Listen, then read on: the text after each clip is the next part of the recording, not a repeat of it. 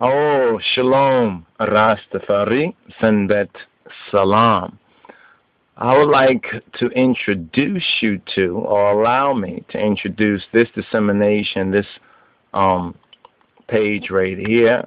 It is Rastafari Renaissance, a site for the blind eyes. In other words, a site for I and I who have not seen this half of the story. We as Hebrews, right? We as Ethiopian Hebrews, that particular half of the story. Along with it is the Torah and the Orit, as we say, the Amarinya, that's contained the Metzhaf Kedus, and that's contained in the first 5 books of what we know in the Western Gentile sense as the Bible. And now this particular site is RastafariRenaissance.wordpress.com. So we just scroll to this site right here, and this is Lij Yifti, Lij name Yifti, who has has put this particular site here together. I think it's a very excellent, beautiful site that helps to put into a little bit of a codification what we've been teaching and what many of us have been reading and feeding and growing in our knowledge, wisdom, and understanding of the teaching of His Majesty, as well as our divine heritage, right? Our divine heritage. So, as we scroll down, the last Torah portion was the 24th, right? And now we're in the 25th, right? The 25th Parsha study, right? Or the Shabbat study, the Senbet study. Now, in the West, or today's date is, they still call it Friday the 29th, right? It's Friday the 29th, right? Friday the 29th of 2013, right? And it's called Good Friday. Now, we already just touched on the fact that, and you can even check out some of this. This was a search that we did right here. This is something called, let's move that Google thing over, right? Daniel's timeline of the last days using the Sabbath and the Shemitah year. What's interesting is that this is a Shemitah year, or this is a Jubilee year. This is a year of release. Interestingly enough, it's one year, so-called, after the 300 year of Let's Make a Slave, Slick Willie Lynch, and what he said about the 300 year. So as we have this understanding, much of what we are experiencing, spiritually, psychologically, and even on the physical level, the understanding and the overcoming is in the way, the truth, and the life of the King of Kings and His Christ and Getachinam and Hanatachin Jesus Christos, Jesus Christ. Now, this is the 25th Shabbat, right? And the 25th Shabbat is known as, in the Hebrew, it's known as Tzav, right? Tzav, right? And we have that in the Vayikra, right? And you could go to Lion of Judah Society.info, and you could download a PDF, right, of all of the 5 Torah portions. So this is Torah portion volume 3.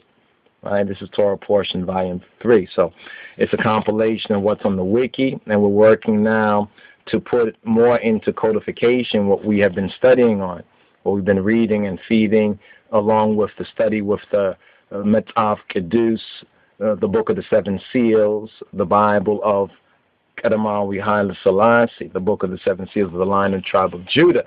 Right, so this is a couple of more notes, some basic understanding on this. Now, this Parsha here, it teaches how the priests perform the sacrifices, and it describes, right, the ordination, right, the ordination of Aaron and his sons. Now, why is this important, right, to I and I? I saw this from last week's Torah portion right here, this particular drawing from a Western Gentile perspective, but it seems accurate in some of its other non-racial details, right, so to speak. Although, we did have, light-skinned brothers and sisters, all shades, right, of Hebrews, right, from the so-called blue-black to cafe au lait, right, because that's according to the will of our Father. He is the gardener, in other words, and we're his vineyard, right? So we pray that more laborers come into his vineyard, right? Because the harvest is ready, but the co-laborers, the laborers are few. So when we look at this particular Torah portion, the interesting matter about this particular Torah portion, as well as this book, Leviticus or Vayikra, right, Orit Ze Lewawiyan, what's very interesting about this book is that this book basically is dealing with all of the types, right, that which Christos, that which Moshiach fulfilled. So no longer, right, is it the red heifer or any of the animal sacrifices that serve to cover the guilt, right, of the Old Testament Israelites, right, the guilt of the Old Testament Hebrews, because we're in the New Covenant. And there is only one sacrifice, right, and Father has provided his lamb, one time for all time. So this is the reason, right, this is the reason for the season. We need to understand the reason for the season. And I strongly recommend checking out Color of the Cross, the two films made by Jean-Claude Lamar or Jean Lamar, and starring some of I&I schoolmates from B.C. I just remember Jacinto Riddick as well. Some of you might know if you know some of the young black actors and actresses out there.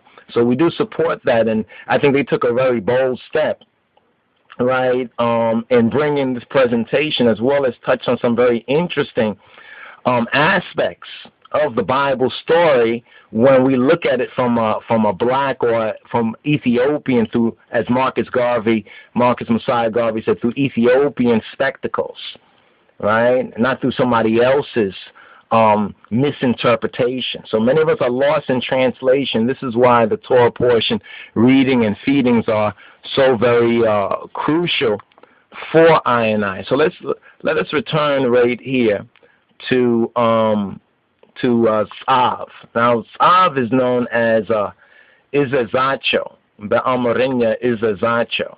Right, and you can download that, the Sabbath House readings and feedings. In fact, got to make a couple of updates, and soon we'll probably put this in book form as well with some of the notes that we have taken. And we also encourage others to write their own reports, even in their own copybook, on what they're getting out of this and what they want to search more into. You understand? Or some of the key words and references is very important, because there's a saying that Yamai Sifu Ijochai Norum. Right, that hands that don't write, don't live, are not established.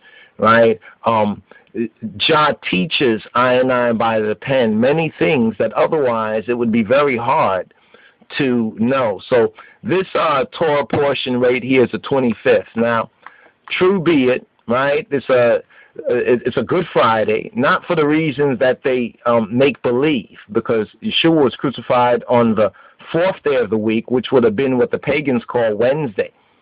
You understand? So when you recognize all that and you put it together and you recognize the Shabbat, right, the Sabbath, you understand? Most Christians follow after the Roman Gentile version of it, or Roman Catholicism.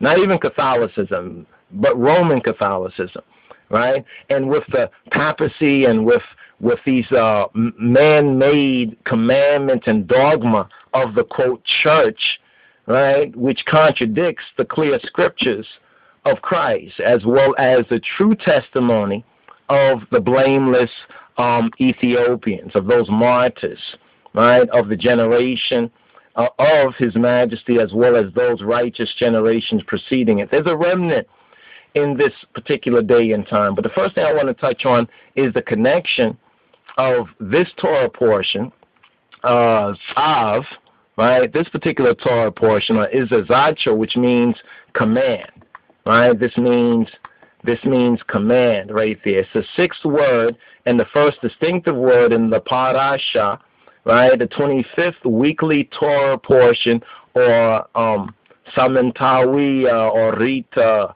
Kufal, right? In the annual Judah, Lion of the tribe of Judah, society cycle of Torah or readings and feedings.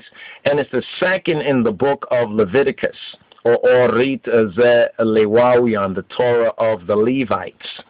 Right? Now, when we as Rastafari say we are priest, prophet, and king, what does this mean? You will not know what this means until you go to the foundation. To the foundation, I have to humble, I have to go down to the foundation and build on that one foundation which was laid. No other foundation than our black Lord and Savior Jesus Christ can be laid. And the Ethiopian testimony is that testimony, and Haile Selassie's testimony, and all Ethiopian testimonies which agree with the teaching of His Majesty is of that particular remnant.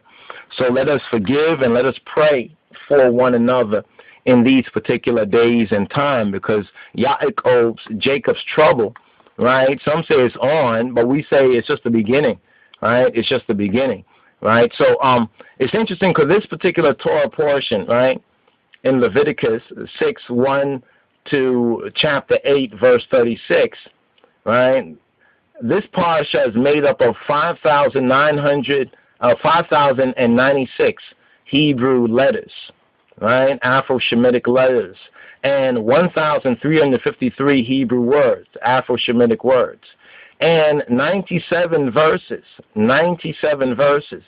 and can occupy about 170 lines in a Torah scroll, or a Sefer Torah, right, a Sefer. So when we talk about cipher, you know, you got to cipher this, you got to cipher the knowledge, man. You got to cipher, it's the Sefer, right? It's the scroll. And the scroll is basically a rolled book.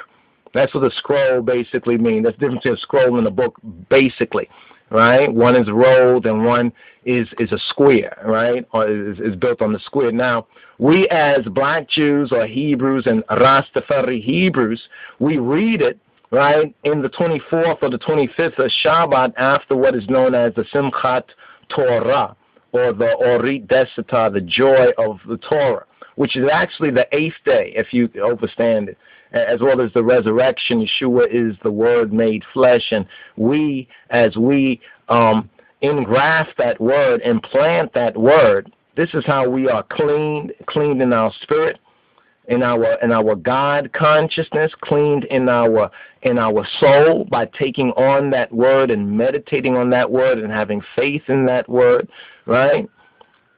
In the new and living way of Yeshua HaMashiach. Now, generally it occurs in March or early April.